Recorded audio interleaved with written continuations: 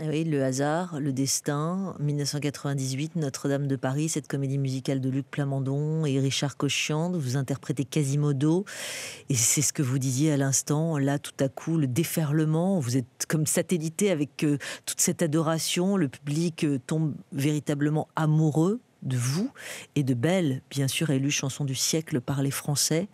C'est trop pour un seul homme? Ben, c'est trop pour un homme qui voulait c'était pas du tout le parcours désiré ou qui pouvait pas se rendre compte de ce qui se passait. C'était très naïf. Et moi, je vivais le paradoxe parce que j'étais imprégné de Quasimodo qui cherchait à se faire aimer. Et personne ne voulait de lui, il était repoussant et tout. Puis à l'inverse, quand le show finissait, je vivais complètement l'inverse, que les gens traquaient, puis moi, j'essayais de me faire oublier. Et donc, c'était bizarre à vivre. Probablement que j'ai eu un choc post-traumatique de l'histoire. Et faudrait aller plus loin dans la séance.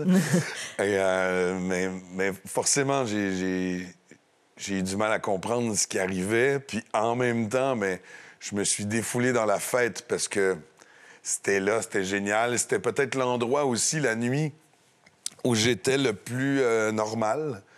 Parce que j'allais dans des endroits où les gens s'en foutaient un peu, puis ils avaient l'esprit à la fête, où j'avais des conversations beaucoup plus intenses que celles que je pouvais avoir dans la journée quand je marchais dans la rue, puis qu'on me disait « Ah, gars, on peut avoir un autographe, tu vois, c'est Quasimodo! » On m'appelait même Esmeralda, des fois.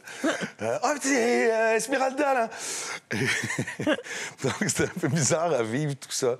Je me suis un peu réfugié dans la nuit, ouais.